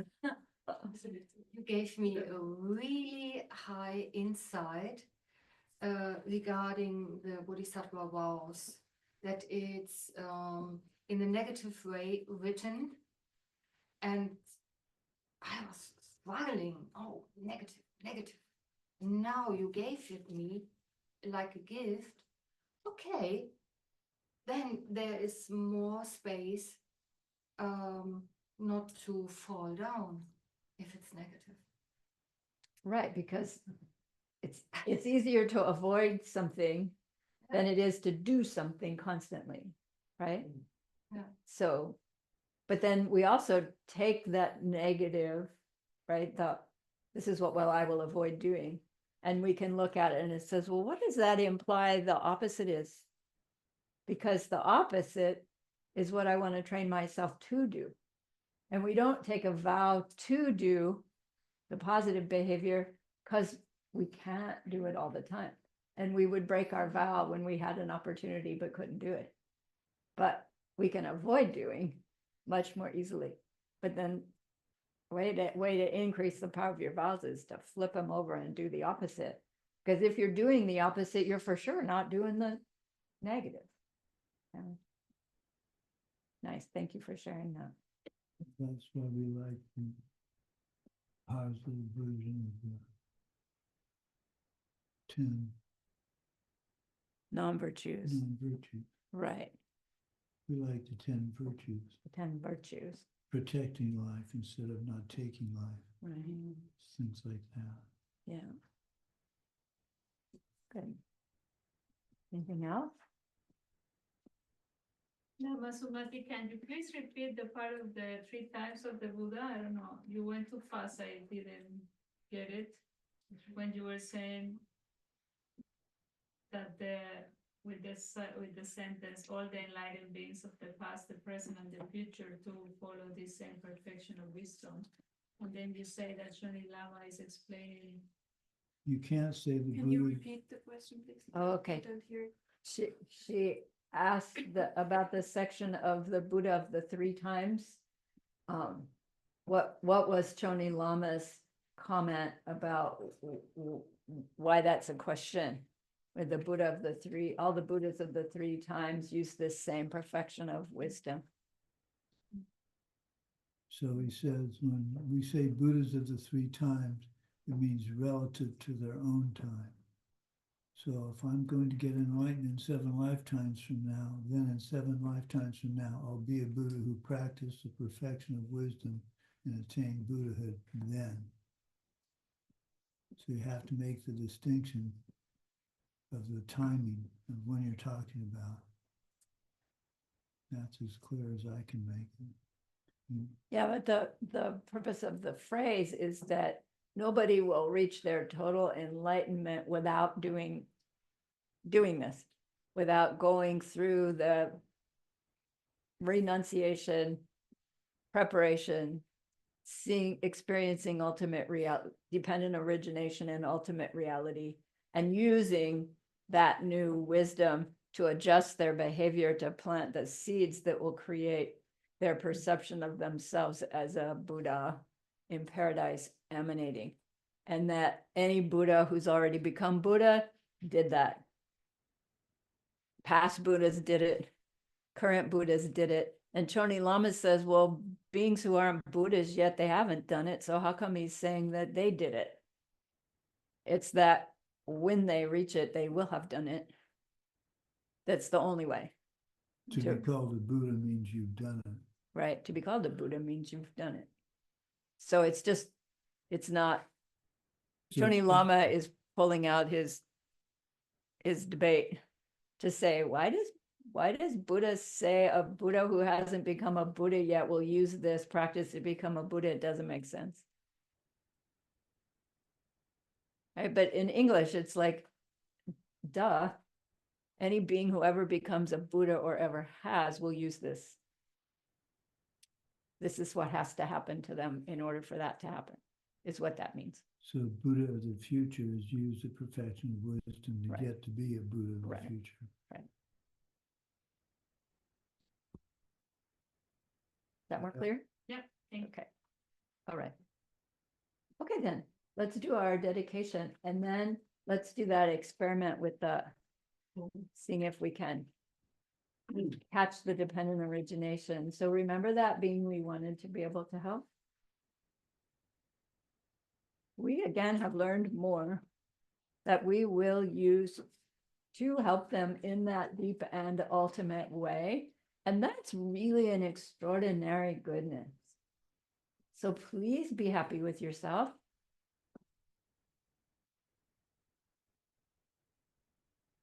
And think of this goodness like a beautiful glowing gemstone that you can hold in your hands. Recall your own precious holy guides. See how happy they are with you, the progress you are making. Feel your gratitude to them, your reliance upon them. Ask them to please stay close, to continue to guide you, help you, inspire you. And then offer them this gemstone of goodness. See them accept it and bless it.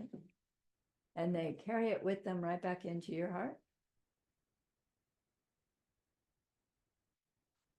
See them there, feel them there. Their love, their compassion, their wisdom. It feels so good. We want to keep it forever. And so we know to share it. By the power of the goodness that we've just done, may all beings complete the collection of merit and wisdom, and thus gain the two ultimate bodies that merit and wisdom make. Yay, okay. They're making progress. So this little experiment that I love to do myself and to share with others is an experiment in watching our minds put the identity on an object. And so the way we've figured out to do it is if we can put an object in your hand, right, with your eyes closed. And the idea is just to set it in your palm so you get minimal information about it. And then you take one finger and start to investigate the object. And the idea is to watch your mind taking in the data and struggling to say, what is this thing? You know, there's corner. It feels, I mean, I can't even have words. It's a little cool. It's, you know, I know what it is, so I can't. Yeah. Yeah. But your mind will be giving names to characteristics. And you're watching, and then something's going to happen. I'm not going to tell you what. When it happens, stop and identify and really fill in the details. When you're done filling in the details, open your eyes and see how close you were or weren't. Right? What we want to catch is these imposing on some subtle information, something. And it happens from the get-go, right? I'm already imposing something. If I didn't know what this was, there'd be a sensation on my palm. And then there's a little more information. There's a new, right? New, more, and then something will happen. So everybody brought something. I have a couple. And I just don't know. I need your help in figuring out how to get the items that you don't know what they are into your hand without you knowing it. Should we do half, like everybody pick a partner? That way the person with the eyes open gives it to the eyes closed. Yes, let's do that. Right. So we'll do partners, right? And then, so one person's going to start with their eyes closed and their palm open. And the other person's going to set the object in their palm and just wait, right? As the eyes closed person investigates. I encourage you to use your thumb and not your index finger. You want to spend more time thinking about what it is. If you use your index finger, you're going to be more easily tracing what the object is. If you use your thumb, in my experience, it'll be Hadn't thought of that. it'll be more Yeah. more difficult. Set it on. And then, So like this. yeah, or, right. We You want, can use your index Okay. finger. I just Right. like using my thumb because I'm used to using the index finger to sense things. And your thumb usually doesn't, so your thumb's a little less trained. right, Right, right. We want to go as slowly as possible. You know, if we go like this, we're going to get too much information and our mind will pop on right away. So we want to set the object in their palm. Maybe. Yeah, you could do it that way too, if it'll stay there. But Yeah. And then very slowly investigate. yeah, the goal is not to be the first to do it. Right, Now, we don't want to spend 20 minutes, we don't have 20 minutes, Right. but we want to do it slowly and methodically. so everybody has a partner who needs a partner. We have 2-3 people. Yeah. You want to do it? Yeah. But once we have, and oh, Hans Peter's not an extra. So these two. Okay, you and Marina, okay, got it. Okay, so Nadia and Marina, that works better. All right, you want to go first? Did you bring a thing? I know what my things are. Yes, yes.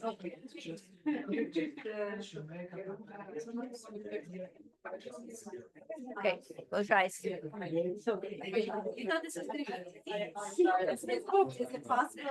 All right, close your eyes. I brought a couple of things.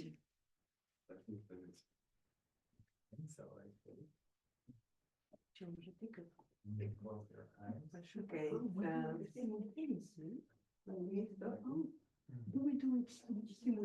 Watch your mind. No, one person at a time. Yes. One person closes eyes. I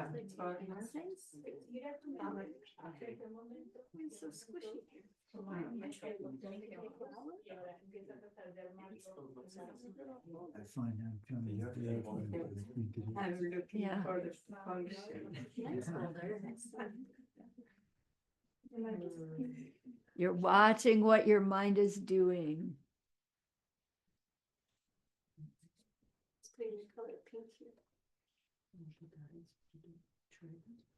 I think it's electrical converting unit. I am not sure. What color is it? So I know what think it's black. Okay, open your eyes and see. So did you catch your mind? Boom, having the whole thing there Yeah. suddenly. Immediately. Yeah, I'm gonna do another one. Yeah. Go try. My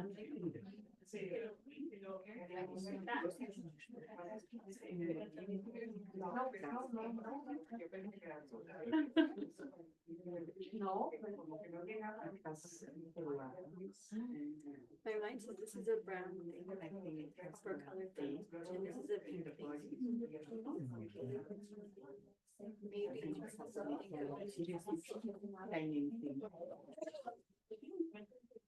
This is why you picked this up. I saw you pick it up.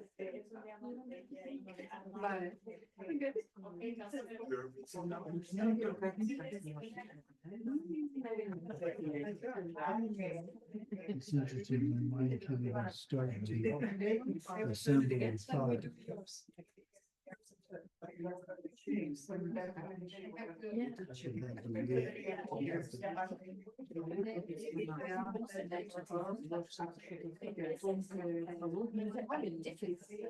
Somehow you want to have something that you don't have. Yeah, once Sumati's done here. Yes, if you don't have the seeds for something, you're not ever gonna get its identity.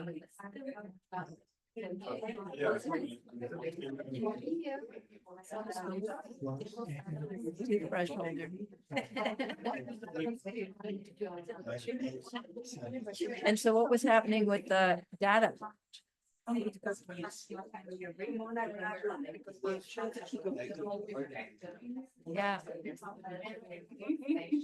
I didn't know what the teaching was. Because the dad was there, but I hadn't assembled it yet, because I never. Right? So wasn't the data also then? That was the identity it was getting, was simply the data. That's where data comes from.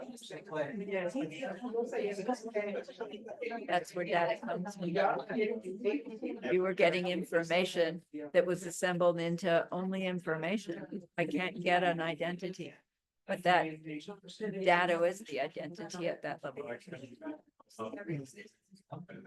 it didn't help, it didn't help me going any deeper.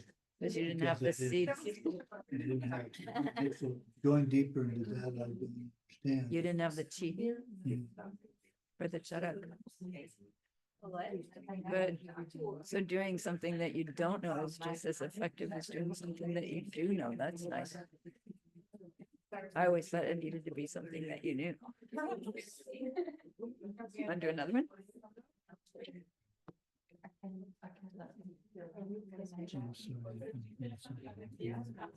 That's okay, Dylan. Have you switched yet?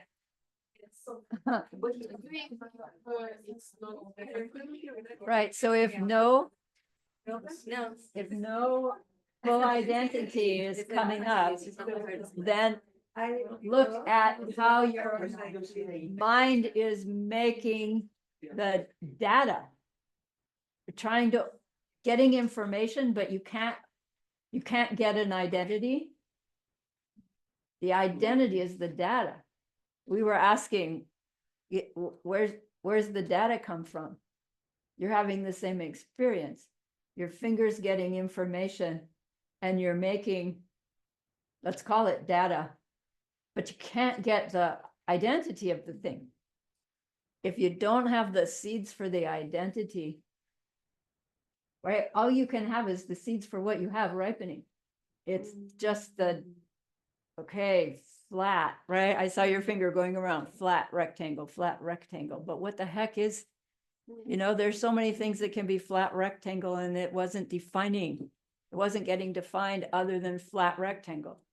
That is the process happening. So it's just as significant to experience this and not get the identity popping up because you didn't know what it was to begin with. And then when you see it, you still don't really know what it is. Because we don't have the seed for it. We don't have the seed for it. Okay, so switch partners. Did you see what I gave her? I saw pine cone or something. So we can't give you that. Oh, sorry. So- Now, but you had a nice. Yeah, let's switch. So shall we do a second? You have it First? there? Yes. You wanna do first? Yeah, switch. If you've already switched, do another one if you have two objects. You're not shaped. I will go, you give me an object.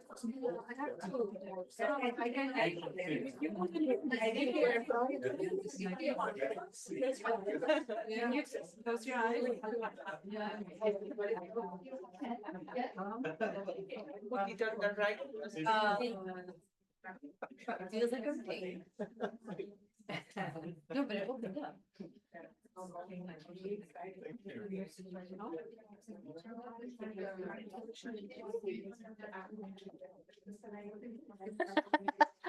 Thank you. Oh, sweet.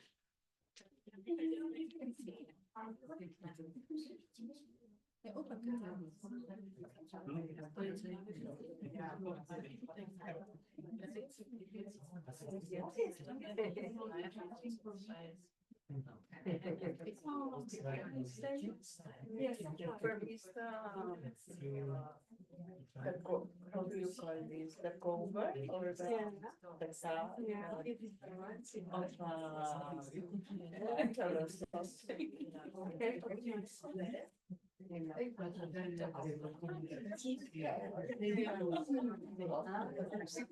Did you catch your mind going information, information, and then things? Yes. Did you catch it? But the image that I created was not exactly the same. Exactly, exactly. But we're wanting to catch the thing popping up into our mind. It's good one. Yeah, I have another one. But then if you don't know what it is. If you don't know what it is, you Thank you can't so pop the much. thing up. If you don't have a cheat, you don't get a jet up. No. Yeah, and then you can take it. Your finger is shooting out something like this. One finger, I didn't figure it was fingers. Somehow I failed this reason. That's the only thing I got like this.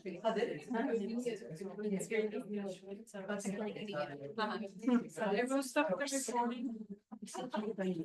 Yeah, if they're not doing it, you can stop. We're gonna talk about it. If people wanna talk about it. There's still 15 people. And I liked your explanation. It's nice that we have it on recording and I turned also so that they can see. Oh, okay, nice. I was just kind of.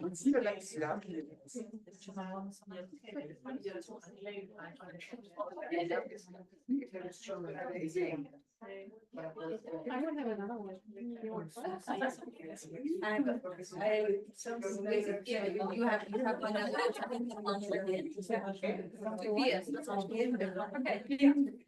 That's your eyes there, sure. Well, actually, I'll give you mine, you give me yours. Yes, okay. Okay. You close your eyes. You close your eyes. I'll give you mine. Okay. You didn't see what I gave you on it. You know, I still have it. Yeah. So your eyes closed?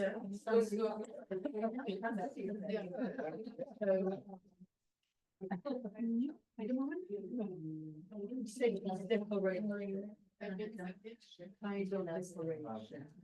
moment, wait a moment, wait a moment. One moment, please.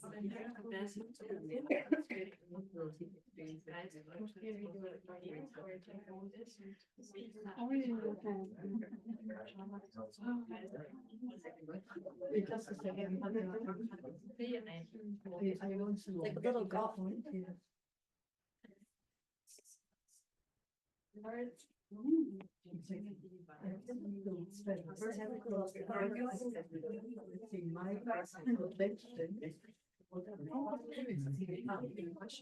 Just keep checking.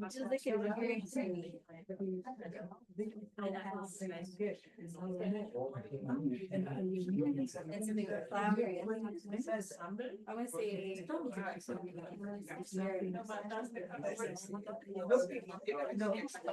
Wanna try? Did you find?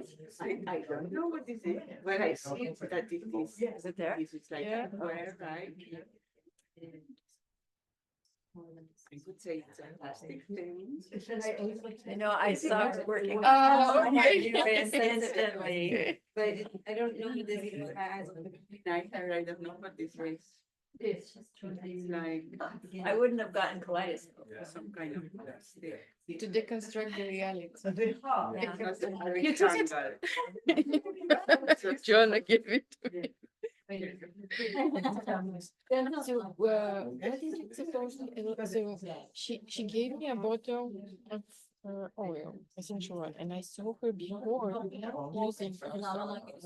So once it was in the beginning not making any sense because I couldn't touch the bottle, I couldn't rotate it. It was very limited. But then I remember, oh, now we're using the essential oils, and it connected the dots. And And things, I guess. It wasn't exactly that I mean, it was probability that my mind calculated, right? Most probably. right, so you're experiencing information getting labeled, Yeah. information getting labeled, information getting labeled, and then, oh, this is what I think. And then, you know, we don't have it exactly right, No. but what I'm going for is that all of a sudden from some, catch that seed right. It's a kind of guessing going on, and then all of a sudden, matching, yeah. But still, I wasn't sure that this was it. It's still a guessing. Continues. it's still a guess. No, don't go to her. Here, you can talk with me. I'm just saying. The gurus. This, Okay, this must be the same. so Okay. we're finished. Still working on it.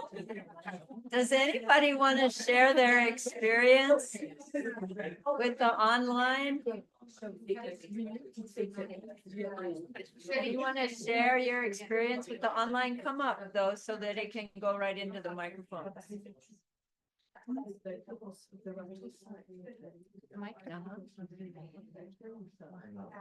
I want to share my experience.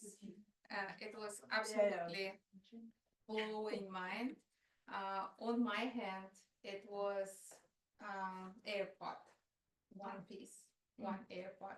When first of all something was over here, and I did first touch, I was thinking it's a tube and has something like rounding on top. Then by the finger, I turned the tube to realize that it's not a small pen or like something. And it was lots of variation what it could be right away. Then when I turn, the AirPod turned on my palm differently, and it was sense of more rounding part. And I start thinking it's a small little toy like Mickey Mouse with the ear. You see, it's just like from nowhere. Then I was touching more and saying loudly, is it this or that? And my partner was saying, no, not even close. And then I start touching more, and when soft part of AirPods comes up, I realized, okay, this is AirPod. But before that, it was like moment when you like I know exactly what is that. Right, that's what we're trying to catch, Yeah. is that. Anyway, you see, it's just like goosebump. It was like I had it. It's just like I definitely knowing and I have information about it. That was blowing my mind. Thank you. Yay, thanks for sharing. Anybody else want to share their experience? Tina, come up, please.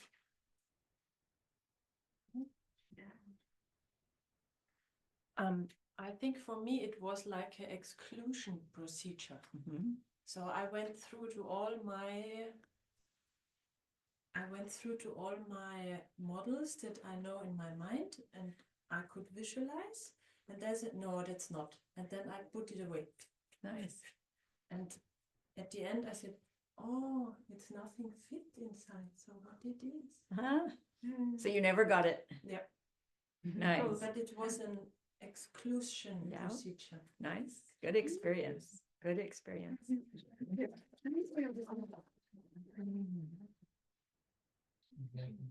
Okay. So to me, it was funny. I got this thing in my hand and it was not staying. Yeah. Because she put it like that, you know? She didn't put it like that. Yeah. You know? So I don't know if I could grab it to fix it so Yeah. that I can touch it, because every time I touched it, it was Moving. so I Moving couldn't target. fix it, yeah. And first I said, let's try the thumbnail. You know, suggestion it was unbelievably experience that I could not even grasp anything with it. Really, it was like nothing. It was like just a touch, but not feeling even the material. I could not say. But then I changed the finger, and then finally I needed to keep it like this because I wanted to fix some points, you know, to realize if it's an oval or if it's round or if it's, you know, something like this. And I felt like plastic. This was clear. But for example, when I saw it, I didn't realize that it's so round because it's almost perfect like a globe. You know, if it would not have this crack, it would have been round. But I always had the feeling it's like an egg. You know, and what was even, you know, for me, that this hole, I didn't feel it. I was looking to find the symmetry. But with the finger I couldn't do it. Yeah, I was always interesting. thinking it's like this is longer than this one. Curious. And the holes which I see now, I felt like they are like this longer and not round. I could not feel them. They are round. Interesting. Very, very interesting. And then I felt that it's a crack here. Ah, And then I thought maybe it's an egg. You know, I said it could be a plastic egg or something. yeah. But it's smiley somehow. Huh? What is it? What I is don't it? even know what it is. Oh, if I look like this, it might.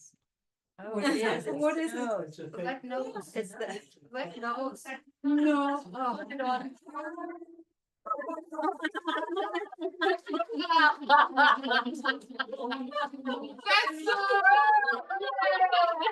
Oh, wait a moment, I want to take a screenshot. Oh, no. I was waiting the moment that you get. That's a good thing. We won't stay.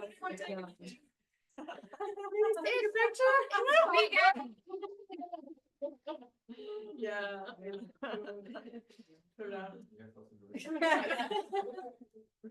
Amazing. That's great.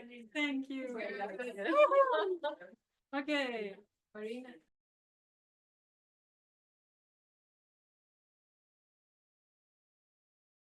Touching this thing. Here, I feel paper. Here, I feel plastic. Here, it's round and it's long. And I realized that seeing it, I can't really put all these parts together. Right. And I remember one story when 4 blind people go to see an elephant. Yes. And one of them say, oh, it's huge, I Mm. can't even touch it. And another one say, no, not at all, it's very thin. Mhm. It's like rope, yeah. And another one, well, it's touching the ear, Uh-huh. saying, no, it's something big and very thin and very sweet to touch. Uh-huh. Yes, and completely different. Right. Everyone will say when saying completely different Yes, things. So yes, exactly. Nice, thank you. Thank you. Oh, Okay. fun. Ta-da. Thank you. Thank you. Thank you online. There's still some people inside. Thank you. Thank you. Thanks. Nice. See you later. Okay, so we'll be back at 7. Yes.